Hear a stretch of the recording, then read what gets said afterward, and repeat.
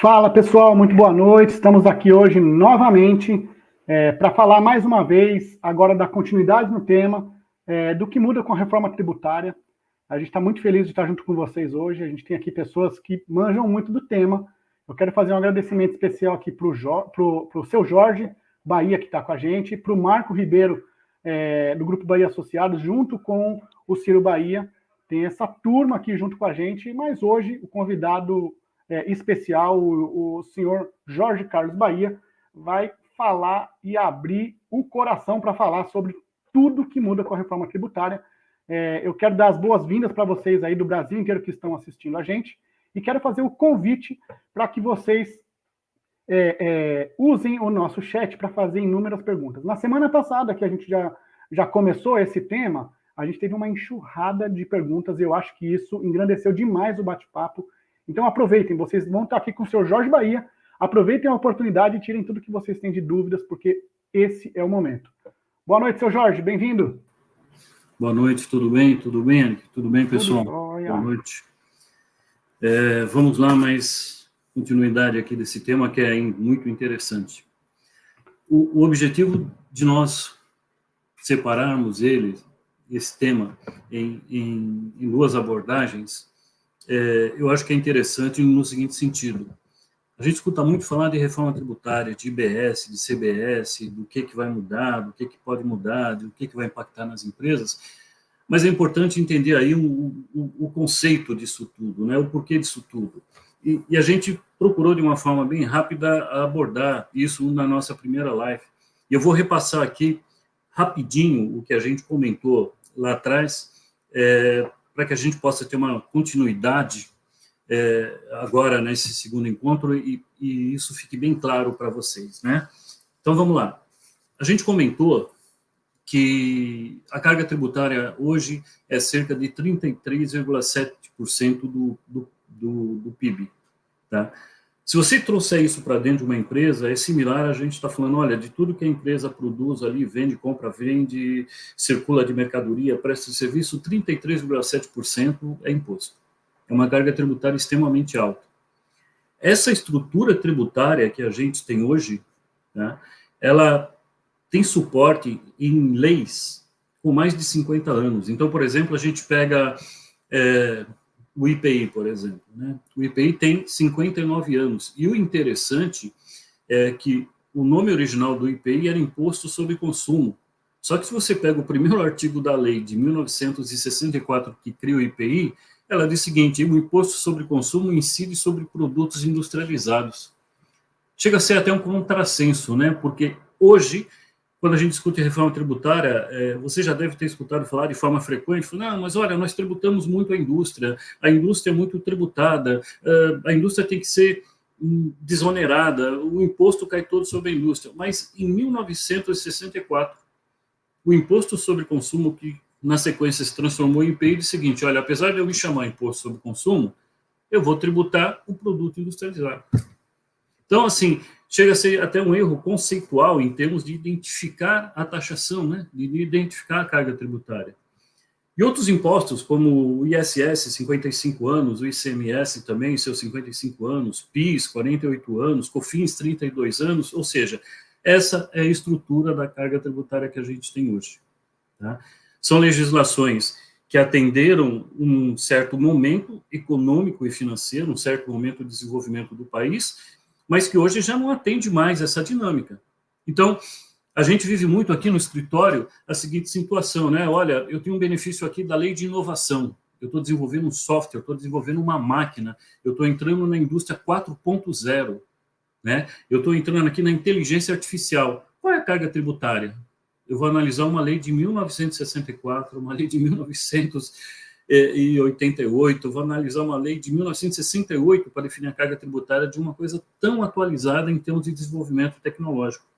Então, quando eu digo em lei de inovação, lei de informática, incentivo ao agronegócio, incentivo à indústria automotiva, incentivo à Zona Franca de Manaus, é necessário que a gente tenha algo mais dinâmico, mais recente, né? Algo que realmente reflita uma carga tributária que não onere tanto o investimento, que não onere tanto o resultado dessas operações, principalmente hoje, quando se busca tanto investimento em tecnologia e inovação, né? Outra característica interessante é, lá atrás, no início dessa legislação, e até 10, 15 anos atrás, os controles todos dessa massa de arrecadação, desse volume todo de impostos, eram feitos de forma manual, como nós comentamos na segunda-feira passada. Então, eu tinha formulário Série A, Série B, Série C, para venda dentro do Estado, venda fora do Estado, venda feita pela indústria, venda feita só pelo comércio, livros manuais, escrituração manual, ou seja, uma burocracia enorme, uma carga tributária alta, uma legislação confusa, controles precários, tanto do contribuinte quanto da fiscalização. Tá? Isso gerava, naturalmente, questionamentos do fisco, vários questionamentos do fisco, gerava questionamentos administrativos e judiciais, ou seja, o custo indireto, né, o que o pessoal chamava de custo Brasil. O que aconteceu? Em 2007, alteração, origem em 2001, né, nós tivemos lá a implantação do SPED, Sistema Público de Escrituração Digital. O que aconteceu? Aquela burocracia toda, aquele controle todo manual, aquele controle todo precário que o contribuinte tinha, que o fisco tinha, ele foi melhorado sensivelmente, né? Nota fiscal eletrônica, ou seja, antes de sair a mercadoria, o fisco do Estado já sabe para onde ela vai, o que eu estou vendendo, a carga tributária, ou seja, uma revolução. Podemos até identificar como uma reforma tributária a nível técnico e tecnológico e digital, certo? Bom, o que aconteceu? Se trabalhou, então, nos controles, se trabalhou no que, na época, se chamou de simplificação, clareza de controles, redução de gastos, redução de burocracia, a desjudicialização, né? Ou seja, não teríamos tantos autos de infração, não teríamos tantos questionamentos do fisco com o contribuinte, com vários desdobramentos dessa natureza. Legal. Então, continuamos com uma estrutura tributária de 50, 60, 30 anos atrás, com controles recentes, controles informatizados, digitalizados, né? O que faziam e o que fazem com que o contribuinte tenha investido, e tem investido muito, quando a gente fala em parametrização de sistema, quando a gente fala em ERPs, quando a gente fala em atividades conjuntas de controles gerenciais e controles societários, base em atividades fiscais e tributárias, geração de obrigações acessórias, cumprimento de obrigação principal e etc. Bom, o que acontece, então, com o SPED? Você tinha lá de 1.900 a 2.000 horas ano de pessoas da área tributária trabalhando nesse atendimento para o fisco. Em média, segundo o levantamento, só de pessoas, 60 bi por ano as empresas gastavam.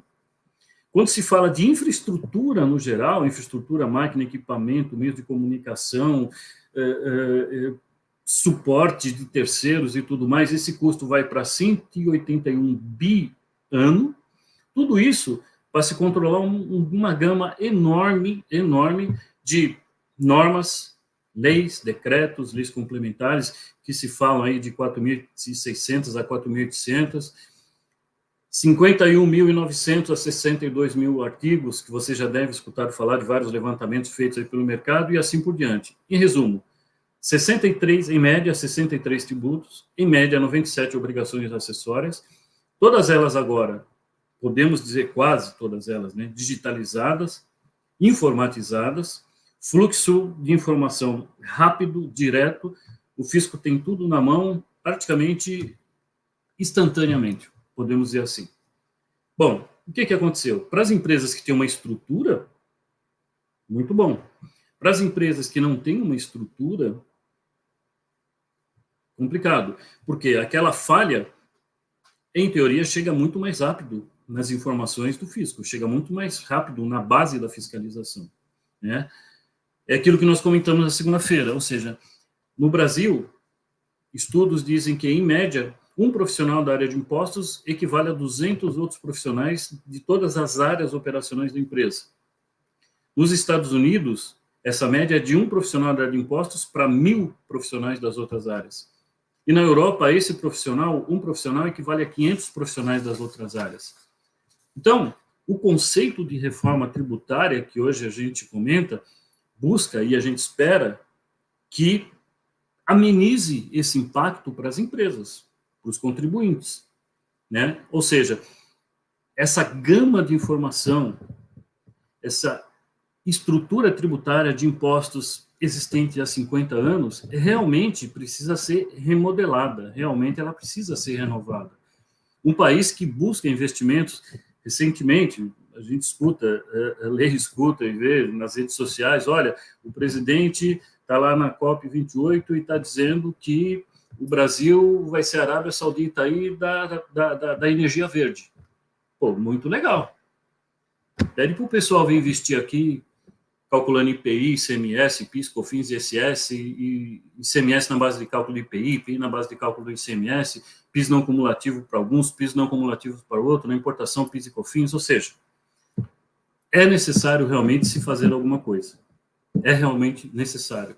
E aí, o que avaliamos alavancou definitivamente esse conceito de reforma tributária foi a pretensão do país, do Brasil, e o convite efetivo do país em fazer parte da OCDE, da Organização de Cooperação e Desenvolvimento Econômico, um grupo seleto de países, muitos com economia forte, buscando entrosamento e desenvolvimento econômico e social entre nações.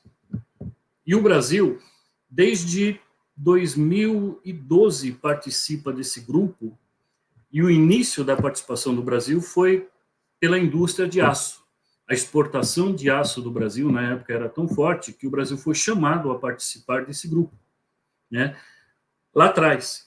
Hoje, ele tem um convite para ser membro efetivo da OCDE. Só que, comparando a nossa carga tributária, a complexidade da nossa carga tributária com os outros países, é óbvio que isso teria que mudar. E a reforma tributária também vem nesse sentido. Ou seja, fazemos parte hoje de um grupo seleto com relação à economia mundial. E precisamos ter um sistema tributário que, no mínimo, se equipare ao deles, que não seja tão díspare, tão distante do sistema tributário desses outros países. Então, isso alavancou muito a questão da reforma tributária, de nós termos uma reforma tributária, tá certo?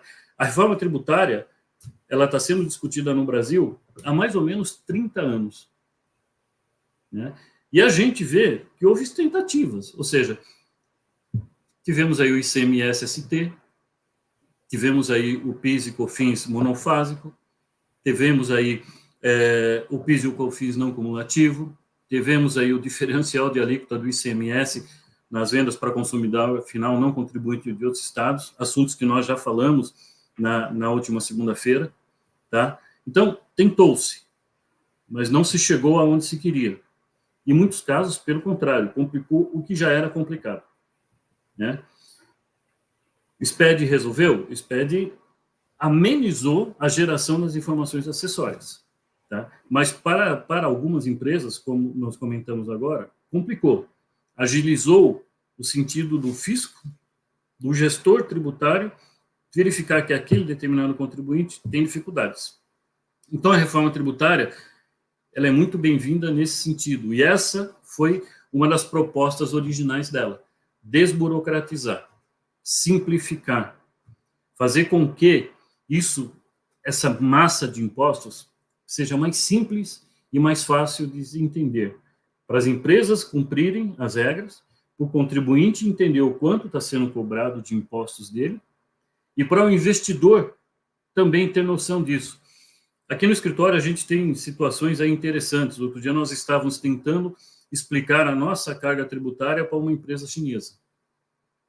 10 minutos de reunião, a pessoa falou, olha... Não tem condição, né? Chega. Essa questão de é por dentro, é por fora, um compõe a base do outro, puta, chega, não dá. Isso não é só com empresa chinesa. Outro dia também tentamos explicar isso para uma empresa americana, a não cumulatividade, né? Mas por que tem produto que é cumulativo, produto que não é cumulativo. Porque tem produto que eu tomo crédito se o meu produto final está saindo sem imposto. E o outro que o meu produto final está saindo sem imposto, eu não posso tomar crédito. Então, assim, é complexo. Realmente, é de difícil do domínio, ou seja, é de difícil domínio, você precisa ter muitos anos de experiência para conseguir entender alguma coisa. E aquele exemplo que eu comentei com vocês, só reforçando, na nossa última reunião.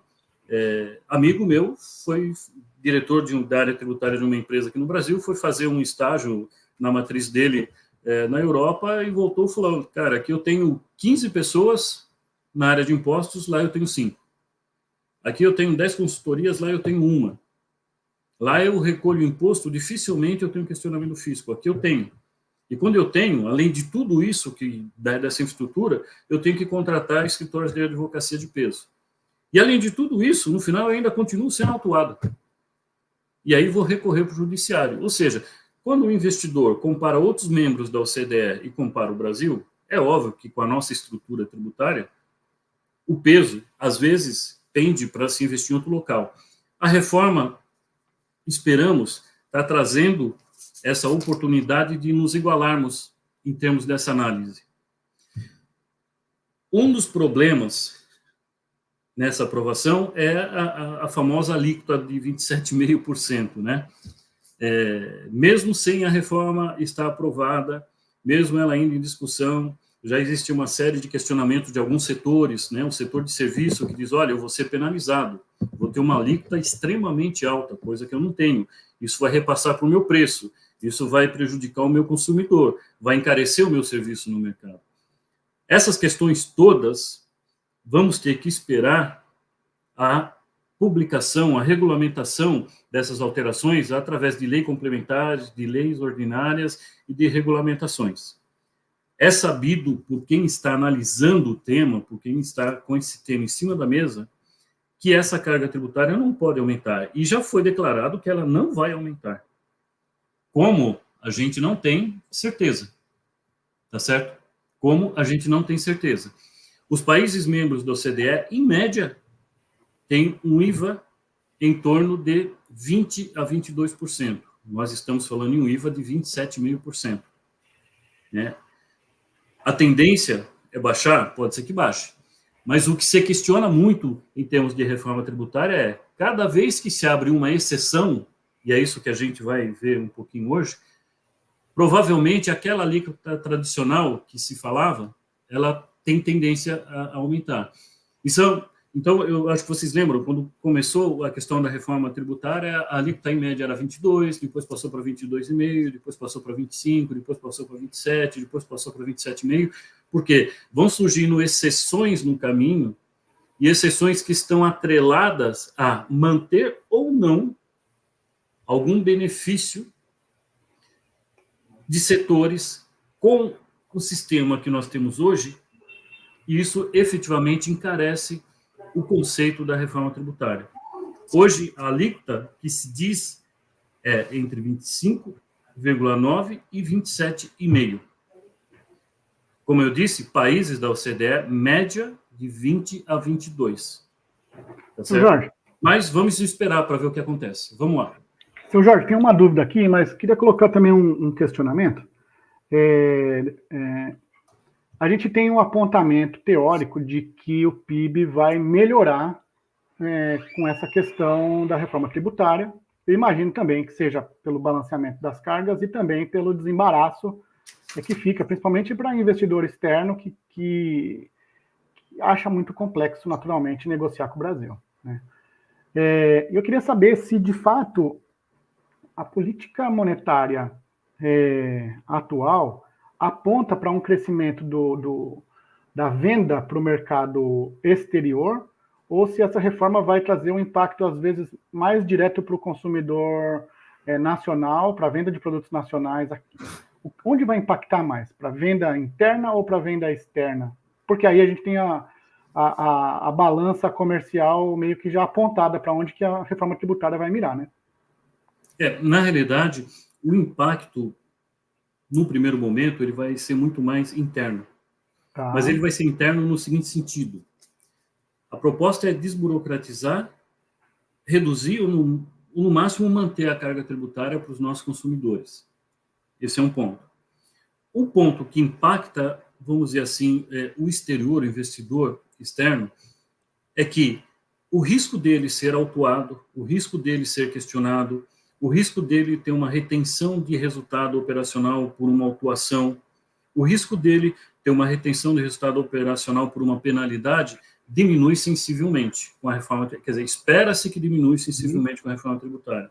Então, quando se diz que o PIB vai aumentar, a reforma tributária é promissora para o PIB, o conceito é, obviamente, a massa econômica financeira, espera-se, vai ter uma movimentação muito mais ágil, com uma carga tributária menor, com uma carga tributária mais racional e com uma carga tributária que seja de mais efetivo controle do fisco da empresa sem encarecer a operação. Tá certo? E para quem investe, para quem coloca o recurso no país, vai ficar muito mais fácil aquela estimativa de retorno do investimento. Aquela estimativa de, olha, vou pegar esse lucro desse exercício, desse resultado, e vou redirecionar para um outro investimento, ou para ampliação do negócio. Então, o conceito da reforma tributária, de uma forma macro, é exatamente esse. Ou seja, reduzir a carga tributária interna, reduzir o custo operacional com questões fiscais e tributárias das empresas internas, isso vai impactar o resultado, e amenizar o horror que os investidores estrangeiros têm da nossa carga tributária, da complexidade da nossa carga tributária. Boa. Tem uma pergunta da Lívia aqui. Antes da gente, acho que você vai querer mudar de bloco já para passar o tema novo, mas antes disso, tem uma pergunta da Lívia que fala assim, ó, seu Jorge, com essa união de impostos, fica mais fácil a entrada do Brasil na OCDE? Tem reflexo direto disso ou não? Então, na realidade, o Brasil já está na OCDE, ele já foi convidado para entrar na OCDE, né? Mas podemos dizer que ele é membro. Disso também? Você acha que o senhor acha que é reflexo direto desse planejamento tributário? Não, eu acho que é consequência. A reforma tributária ela é consequência disso, porque uma das condicionais que a OCDE sempre colocou para o Brasil, em termos da participação dele, desse grupo seleto aí de nações, era exatamente a complexidade da carga tributária. O peso da carga tributária nas operações e a complexidade da carga tributária. Então, tem determinados assuntos que a gente acompanha aqui no escritório, só para você ter ideia, né, para pessoa que está nos acompanhando, existe uma norma no Brasil que a gente chama de transfer price, preço de transferência, que quando você analisa a legislação de um país da OCDE, eles dizem basicamente o seguinte, olha, transfer price é mercado, é preço de mercado, ou seja, questão mercadológica. Quem tem melhor capacidade mercadológica aplica um menor preço. Transfer price no Brasil, que está mudando agora para 2024, inclusive efeito desse entrada do Brasil na OCDE, a Receita Federal define uma margem de lucro que obrigatoriamente você tem que ter para aquela operação. Então, quando você traz um produto de uma coligada sua lá de fora e revende, a Receita Federal é que impõe uma margem para fins tributários.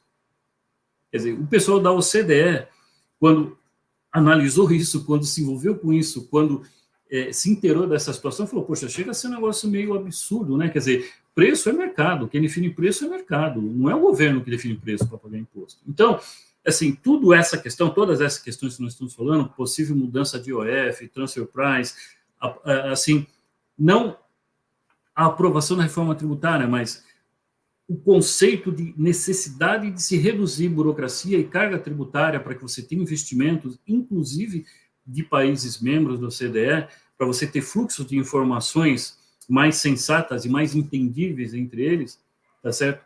É exatamente reflexo da entrada do Brasil na OCDE. Perfeito.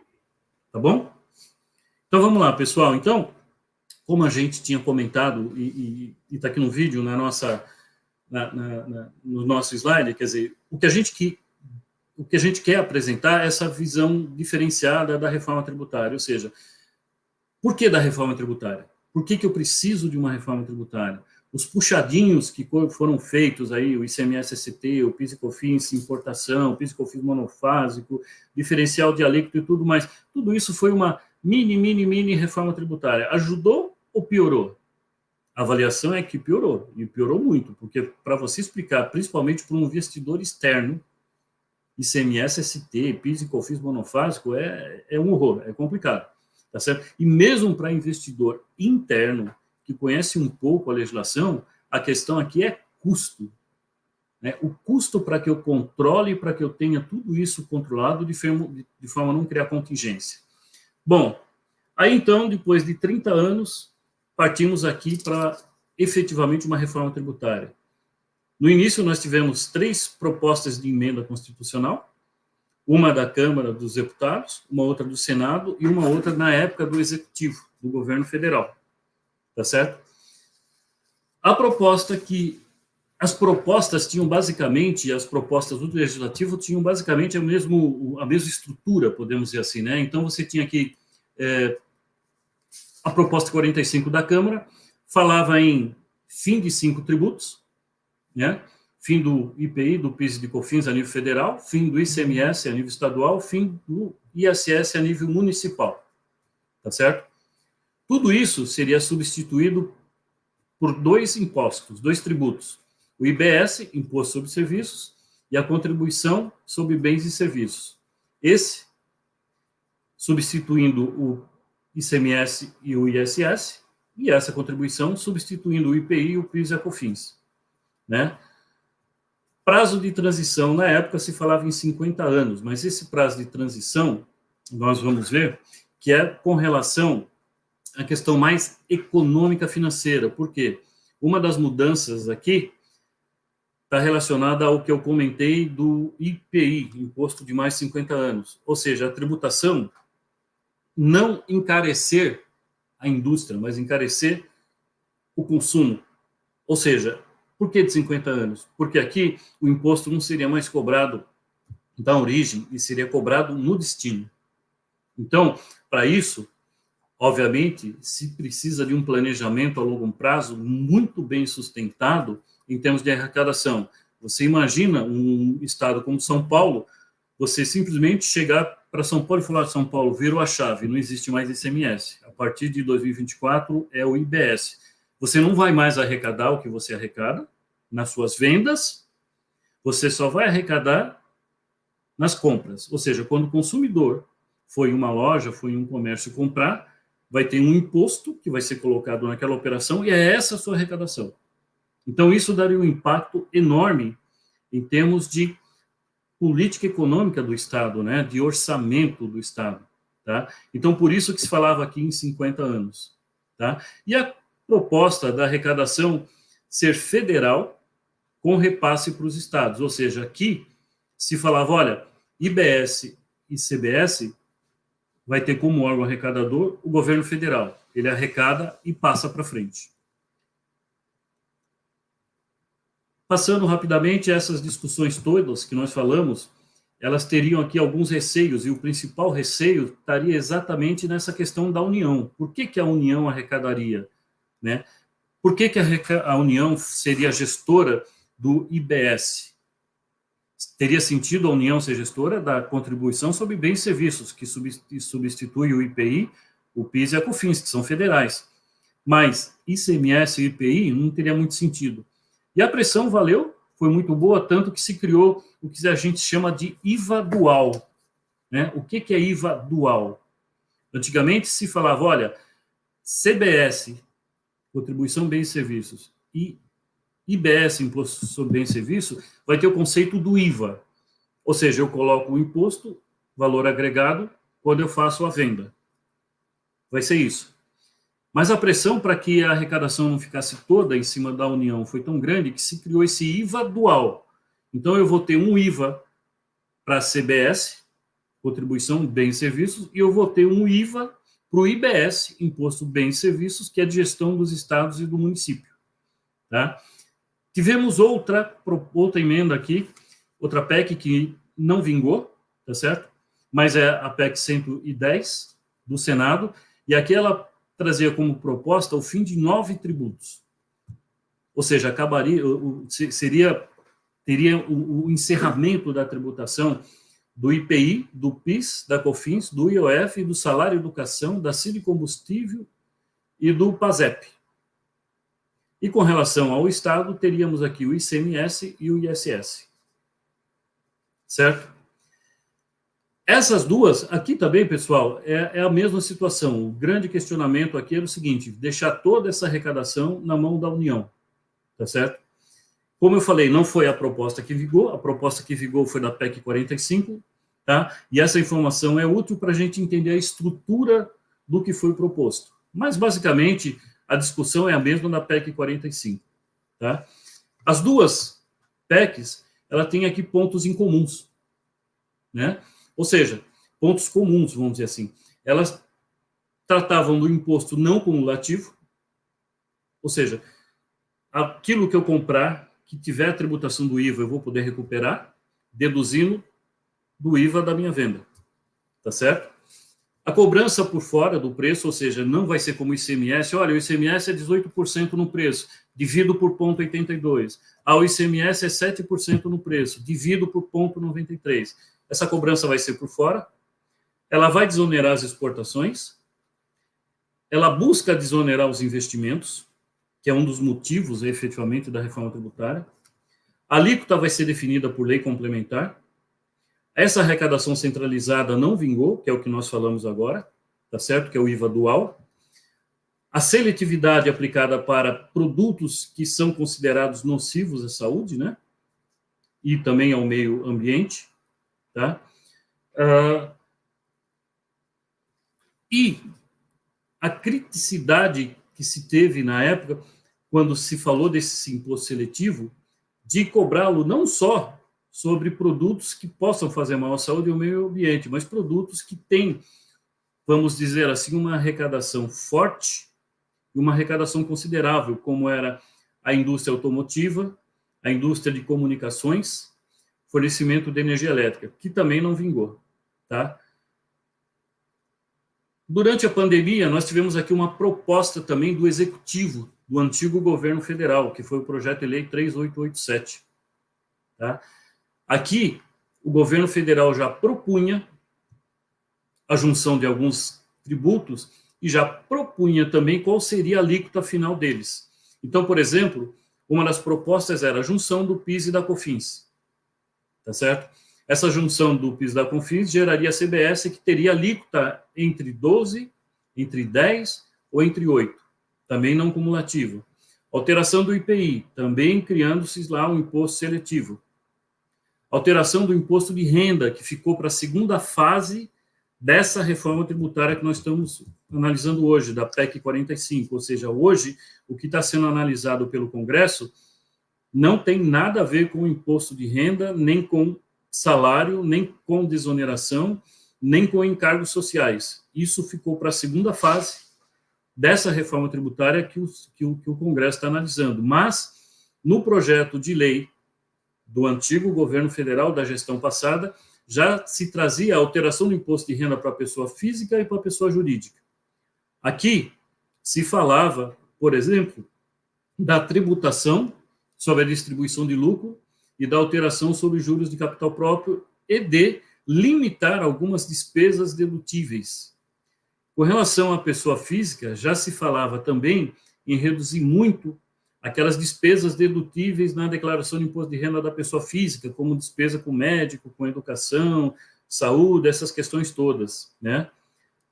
E a fase da desoneração da folha de pagamento, que era uma das propostas no sentido de reduzir os encargos do empregador, tá?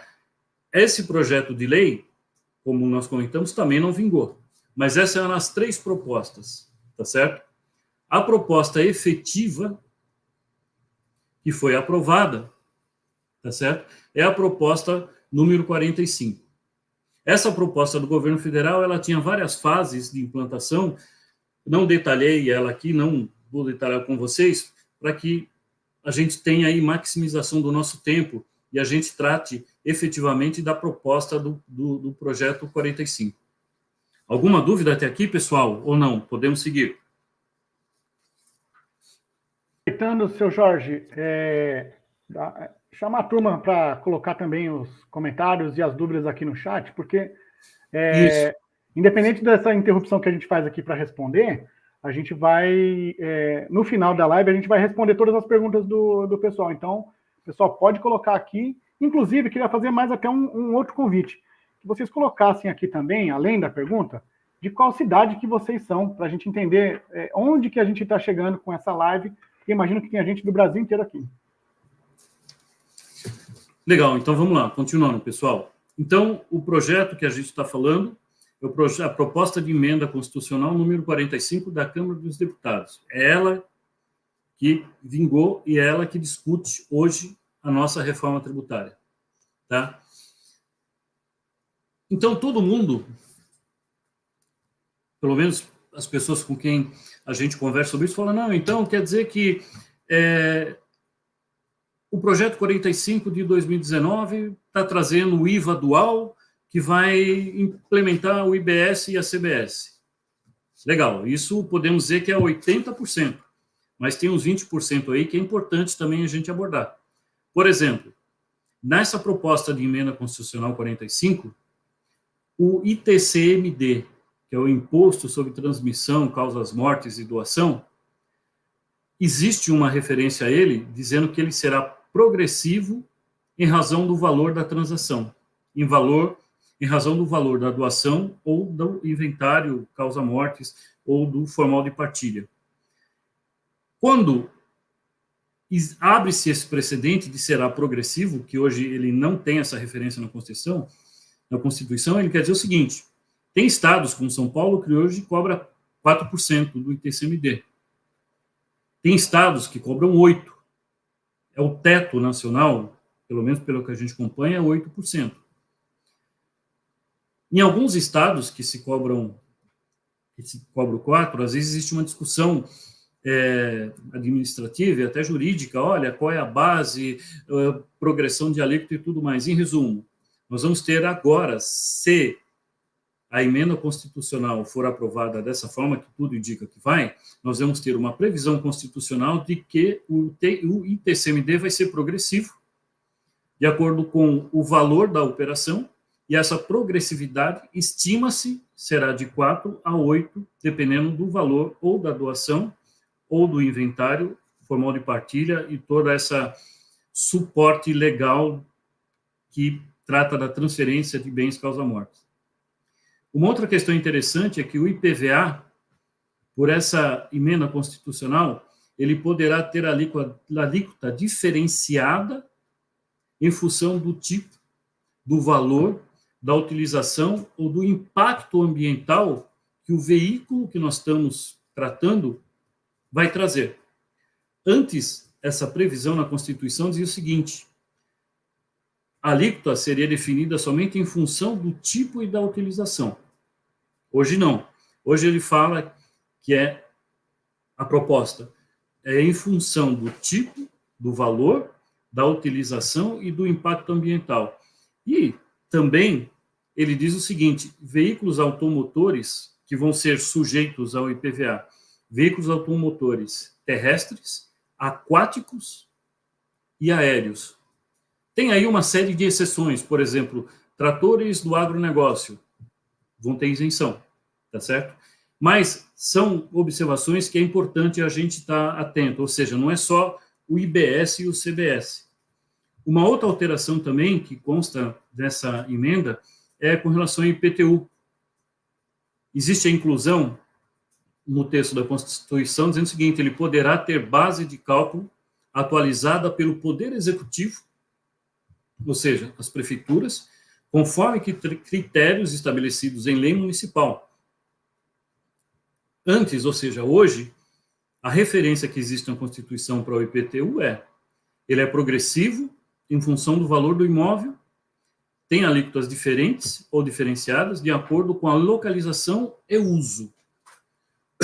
Ou seja, o que está se levando também como legal e oficial por essa emenda constitucional é que o IPTU poderá ter base de cálculo atualizada pelo Poder Executivo. Recentemente, aqui no escritório, a gente teve várias situações, inclusive no município de São Paulo, e tem até uma decisão do Supremo que é recente e trata sobre isso, que de repente você vai fazer alguma transação com a prefeitura fala, olha, eu acho que o seu imóvel na sua região ali, ele custa X milhões. Mas o IPTU não reflete isso. E você também nunca teve essa informação e não concorda com isso. mas a prefeitura define que aquele valor é o valor correto que ela vai te cobrar. Ou seja, a atenção que se deve ficar é que, aprovando-se a emenda constitucional 45 da forma que está, o IPTU ele poderá ser atualizado pela prefeitura conforme que critérios estabelecidos em lei municipal. Então, é muito importante que a gente conheça quais são esses critérios. Tá? Partindo-se efetivamente para o IVA dual, que é o IBS e o CBS. O que é essa reforma, essa proposta de reforma diz? Primeiro, ela mantém os benefícios da Zona Franca e das áreas de livre comércio.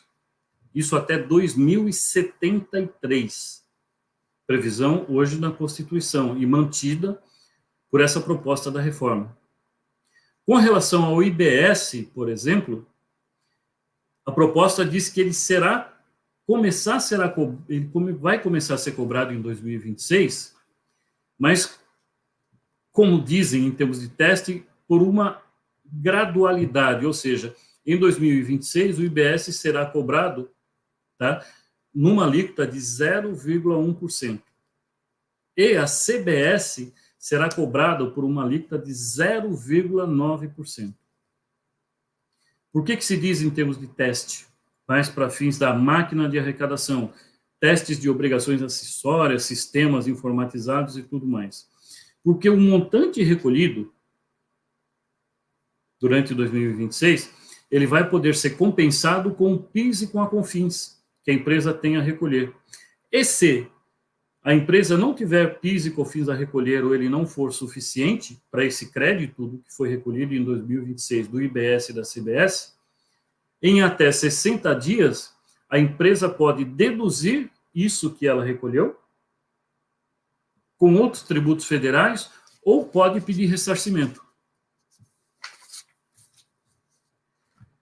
Entre 2027 e 2028, o IBS vai começar a ser cobrado em dualidade, podemos dizer, dupla. 0,05% vai ser recolhido para o Estado e 0,05% vai ser recolhido para o município. De 2029 a 2032, as alíquotas do ICMS e do ISS terão uma redução. E essa redução ela vai ser proporcional às alíquotas efetivamente do ICMS e do ISS na época. Tá? Por que dessa redução? Exatamente para esse período de transição, porque em 2033 não se aplicará mais o ICMS e o ISS, se aplicará somente o IBS. Então, com relação ao imposto sobre bens e serviços, a partir de 2026, o que a gente tem é um cronograma, é uma cronologia de aplicação gradual do IBS para fins de testes operacionais e de arrecadação e de controles fisco e contribuinte, de forma que efetivamente ICMS e ISS cessem a cobrança, deixem de existir em dezembro de 2032. E a partir de 2033, tenhamos a cobrança do IBS integralmente. Aqui tem um ponto interessante, porque no projeto 45, quando se fala a partir de 2033, ele diz o seguinte: a arrecadação ela vai ser fruto do rateio entre os estados e o município, exatamente por aquela questão de deixar de tributar a origem e tributar o destino. Só que essa questão de deixar de tributar a origem e tributar o destino, como tem um impacto significativo na economia, no orçamento dos estados, vai se ter uma transição até 2077. É aquela questão que nós falamos no início aqui da nossa conversa de 50 anos. Ou seja, o produto da arrecadação do IBS de 2029 até 2077 será rateado, ou seja, dividido entre estados e municípios na proporcionalidade média da receita que eles tiveram, estados e municípios, entre 2024 e 2028. Então, o que acontece? Esclarecendo, de 2029 a 2077, será feito um período de transição exatamente para não impactar orçamentos de estados e municípios quanto à mudança do local da tributação. Ao invés de tributar a origem, passou-se a tributar o destino. O exemplo que nós demos do estado de São Paulo. A perda de arrecadação no estado de São Paulo, por quê? Quando se emite uma nota, quando se vier a emitir uma nota, por exemplo, para Pernambuco, não vai mais se cobrar o imposto aqui. O imposto dessa operação vai ser cobrado lá em Pernambuco, quando o destinatário da mercadoria vender essa mercadoria na cadeia seguinte de comercialização. Então, São Paulo ficou sem arrecadação. Para cobrir essa falta de arrecadação, esse possível problema orçamentário, a gente vai ter a gestão de um fundo, tá certo? Que vai ser criado conforme lei complementar, e essa transição com relação a essa mudança do local da tributação vai ocorrer de 2029 a 2077, mas com base na média de receita de arrecadação, ICMS e ISS, entre 2024 e 2028. Eu vou fazer um parênteses aqui só para vocês entenderem um pouquinho essa situação, como é delicada. Vocês devem ter lido, ultimamente, que o estado de São Paulo está pensando, não só o estado de São Paulo, parece que também o Paraná, Santa Catarina, Minas Gerais, Rio Grande do Sul e Rio de Janeiro. Eles estão pensando em aumentar a alíquota do ICMS para 2024. Hoje, São Paulo, por exemplo, que tem uma alíquota de ICMS de 18%, passaria a ter, isso é estudo, está sendo analisado, passaria a ter uma alíquota de 19,5%. Por que essa alteração de 18% para 19,5%?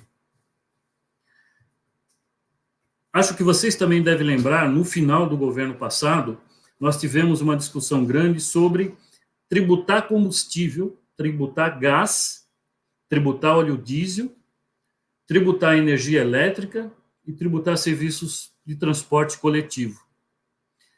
A discussão era, essa carga tributária, esses itens consumíveis, eles são itens de primeira necessidade, são itens essenciais para a população.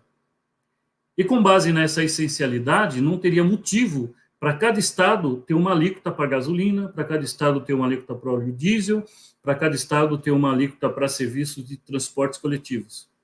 E aí definiu-se uma alíquota só para todo o Brasil. O que ocorreu é que muitos estados tinham uma alíquota bem maior do que essa que foi definida. Então, por exemplo, estados do Nordeste tinham uma alíquota de, sei lá, 20%, 22%, mas definiu-se que a alíquota vai ser 17%. Bom, estados, para não perderem a arrecadação por causa dessa mudança, aumentaram suas alíquotas agora, no começo de 2023. Vocês devem ter acompanhado isso. Então, por exemplo, estados como o Acre, que tinha alíquota de 17% de ICMS, passou para 19%, Alagoas de 18% passou para 17%, Amazonas de 18% passou para 20%, Bahia de 18% passou para 20,5%, e assim sucessivamente. Esses estados que nós comentamos, por exemplo, São Paulo, Minas, Rio de Janeiro, Paraná, Rio Grande do Sul, eles não mudaram, eles mantiveram a mesma alíquota. Exceção do Rio Grande do Sul, que apresentou um projeto na Assembleia Legislativa. Voltando para a reforma tributária.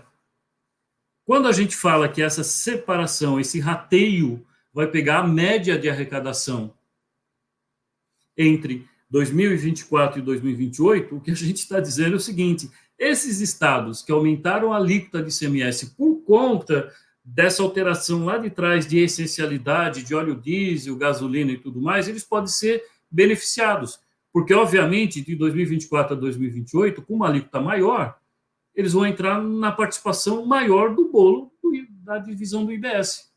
E aí o estado como São Paulo, por exemplo, Rio e outros, estão correndo atrás para aumentarem as suas alíquotas, em média, como esses outros estados aumentaram, para não perderem parte dessa arrecadação que vai ser dividida até 2077.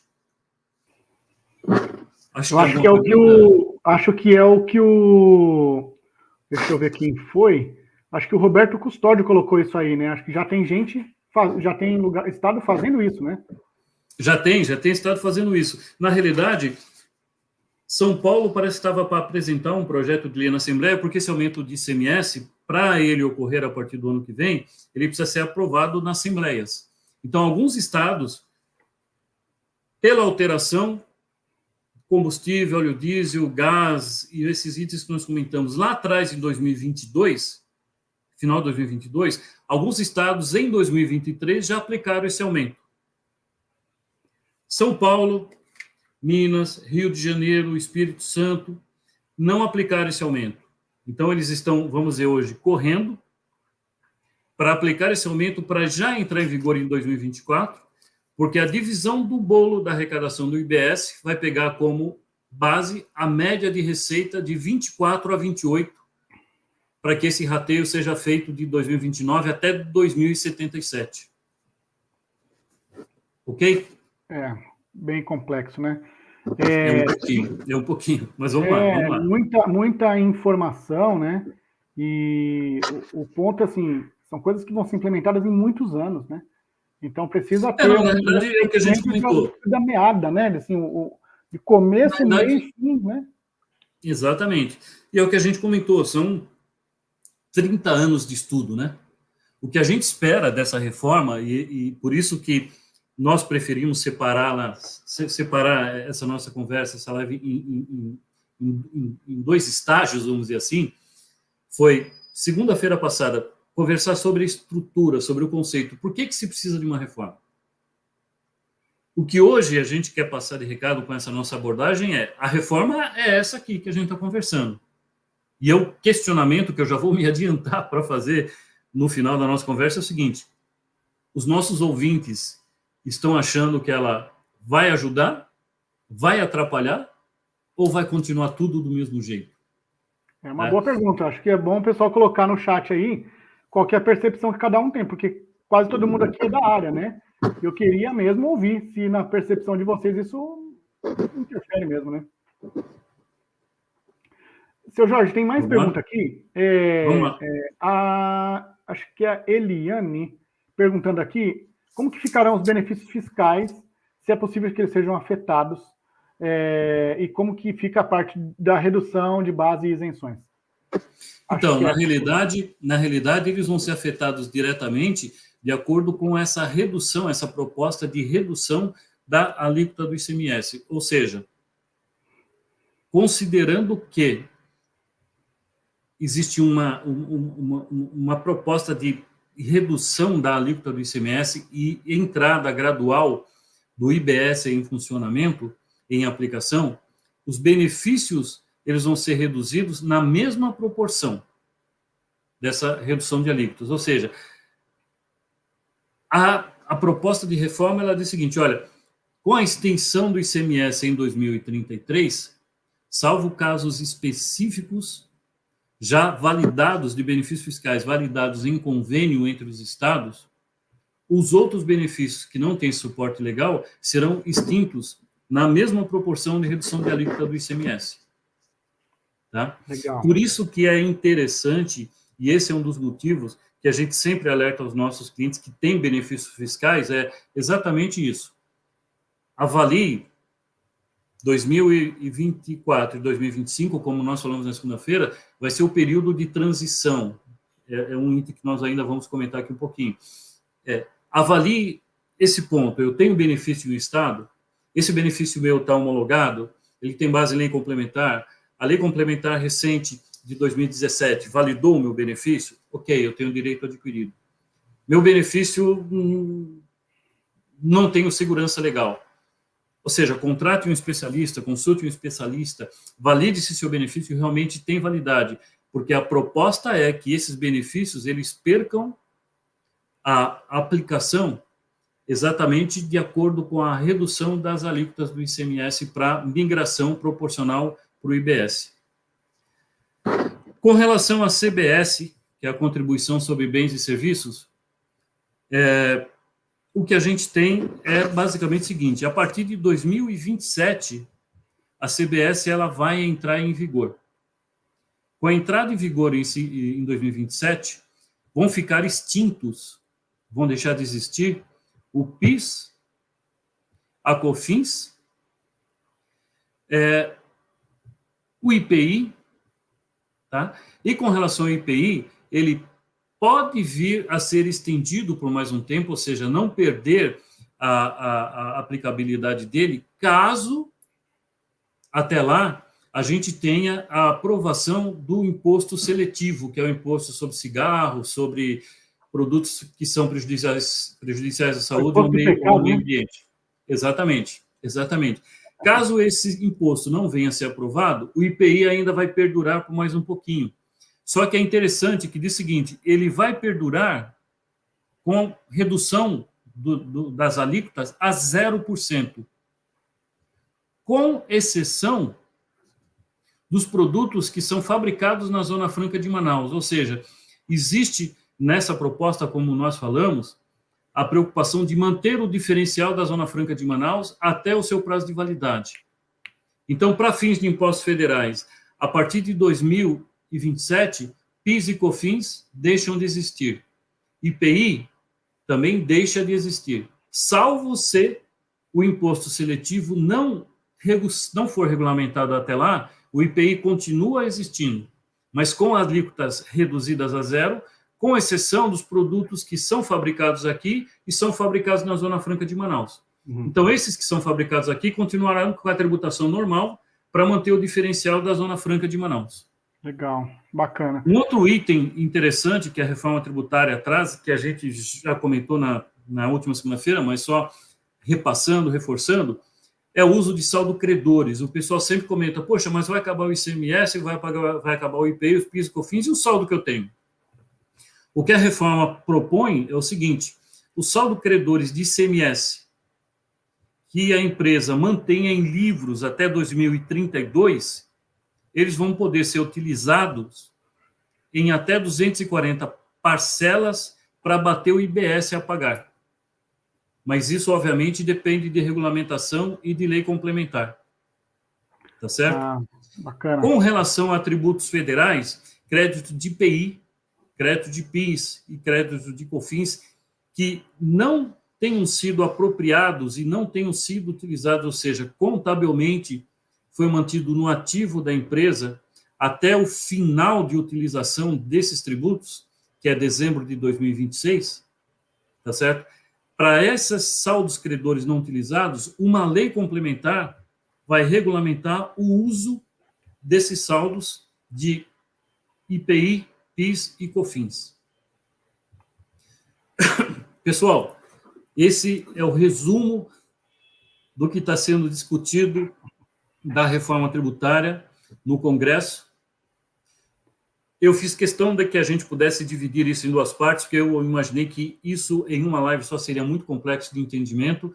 Eu quis fazer essa separação para que a gente pudesse alinhar as informações e que pudesse ser o mais claro possível para vocês na transmissão dessa informação. Seu Jorge, okay?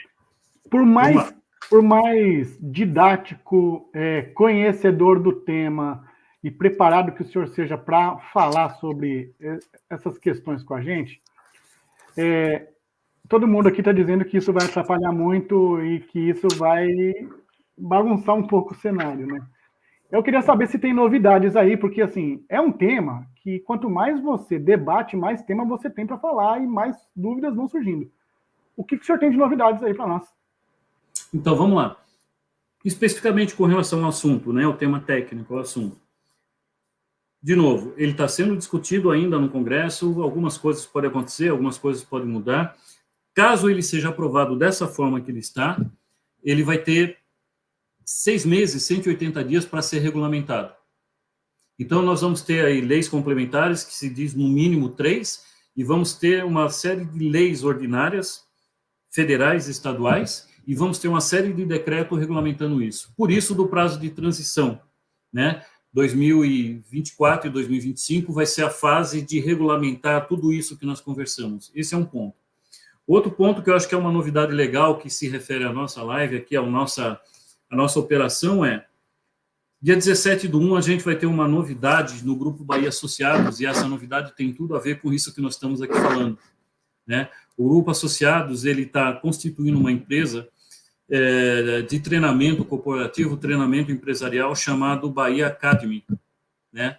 Vocês podem se inscrever aí no nosso WhatsApp, participar no nosso WhatsApp com relação a essas questões da Bahia Academy. A Bahia Academy é fruto de vários trabalhos como esse que nós fizemos segunda-feira passada e estamos fazendo hoje em clientes nossos. Nós temos 20 anos de mercado, vamos fazer 20 anos de mercado agora em janeiro, no começo de janeiro. E nesses anos nós fizemos, eu diria, milhares de treinamentos em clientes e em não clientes, e treinamentos positivos, treinamentos com avaliações muito positivas, treinamentos que tiveram solicitações de retorno, de multiplicadores, de capacitar multiplicadores para terceirizar, capacitar o pessoal que atua na área, e não só que atua na área, mas que atua, por exemplo, na área de compras, na área de vendas, áreas que necessitam desse tipo de informação que nós passamos para vocês na segunda passada e hoje. Então, a novidade, efetivamente, que a gente tem dia 17/1, vai ser lançado no Grupo Associados a nossa Bahia Academy. Vocês têm um grupo de WhatsApp, se inscrevam no grupo de WhatsApp, nós teremos novidades, colocaremos no grupo do WhatsApp, solicitaremos para vocês, por exemplo, sugestões de novos temas que a gente possa ter esse tipo de conversa que a gente teve, ou seja, montar uma live, conversar sobre os mais variados temas, lei geral de proteção de dados, lei de inovação, ou seja, os mais variados temas que a gente tem aqui, que a gente pode dividir nosso conhecimento com vocês através dessa nova empresa que nós estamos montando, tá certo? Fazer mentorias online, tá? Fazer novas lives, ou seja, levar conhecimento para vocês dentro da nossa experiência, dentro da nossa expertise. Eu acho que essa é a novidade principal que eu queria passar para vocês. Né? Muito bom, porque assim, não tem como saber de tudo se você não tiver o tempo todo conectado com fonte de entendimento das coisas. Hein? E mesmo Exatamente. quando você sabe do tema, esse tema pode ser muito controverso. Às vezes vale a troca de experiências com outras pessoas do tema para entender se você está com o entendimento correto, porque às vezes você tem um viés de entendimento e o fisco tem outro. Então, é exatamente isso. Essa novidade que você traz, ela de fato pode mudar o dia a dia de muita gente que trabalha na área, e estamos ansiosos aqui para o dia 17, para esse lançamento do Bahia Academy aí.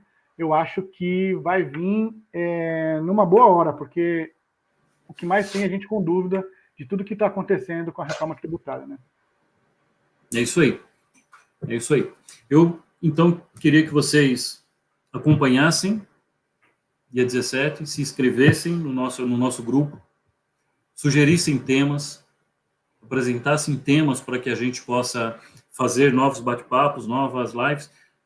Eu, na minha experiência aqui de 20 anos, eu acho que praticamente todos os temas mais complexos que a gente possa imaginar, nós já temos material, fizemos treinamento em empresa, mas eu gostaria de dividir, é o que eu sempre digo com o nosso pessoal aqui, eu acho que eu tenho uma fixação grande em repartir conhecimento, dividir conhecimento, isso é fundamental, né? Principalmente numa área tão complexa como a nossa, numa área que às vezes você pega pessoas com uma formação acadêmica muito boa, mas aquele conhecimento, às vezes, da legislação específica, aquele conhecimento do dia a dia de determinado incentivo, de determinada situação específica, você deixa passar. E é planejamento tributário isso, né? Outro dia eu estava numa empresa, por exemplo, nós estávamos discutindo, a empresa falou o custo que ela teria, o desembolso, o custo que ela teria para implantar processos da Lei Geral de Proteção de Dados, da LGPD.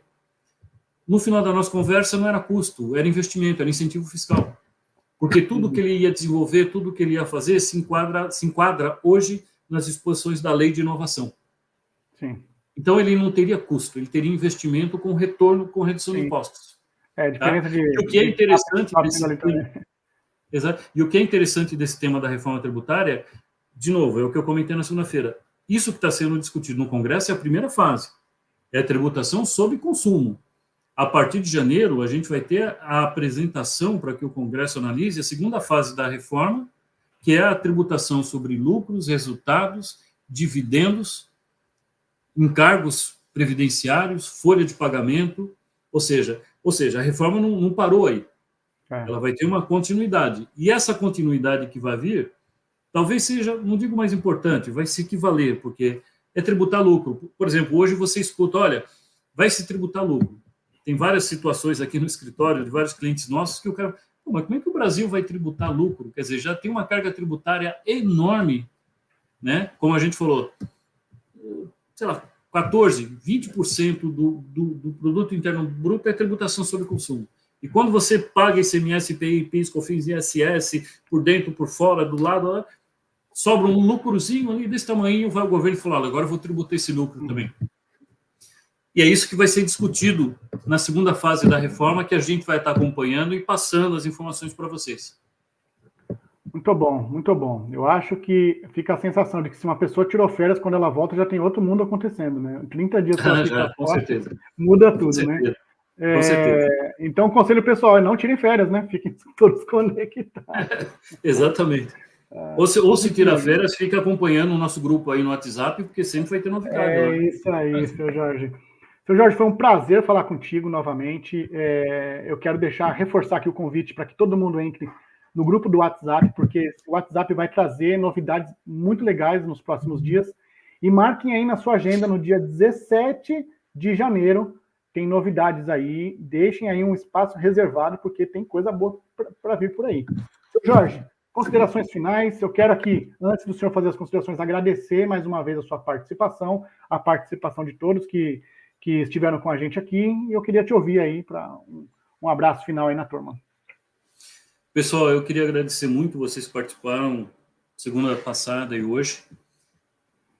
O tema é interessante, mas, de novo, eu acho que o que é mais importante, além do tema, é a gente conversar, é o nosso conhecimento, o nosso bate-papo, a nossa interação, né?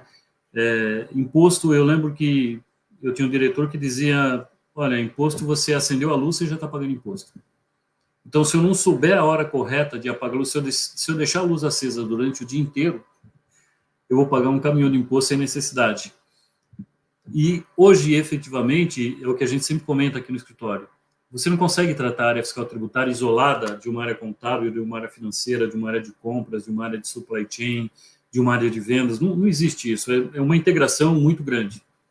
E essa é a nossa proposta. A nossa proposta é trazer essa integração, é esclarecer essa complexidade, é conversar com vocês e explorar esses meandros aí do nosso sistema tributário, que espera-se essa reforma tributária, como é a proposta original, simplifique, amenize, reduza e permita com que as empresas possam reduzir seus investimentos para controle de impostos e, com isso, possam gerar empregos e gerar melhores resultados. Ok? Muito bom, muito bom.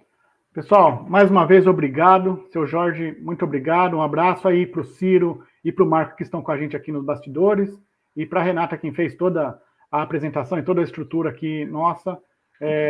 Mais uma vez, obrigado. E dia 17 de janeiro, deixem aí estampado na agenda de vocês que tem novidades. Isso aí. Obrigado, pessoal. Obrigado a vocês todos. todos. Gente. Um abraço. Até mais. Tchau. Boa noite. Tchau, tchau.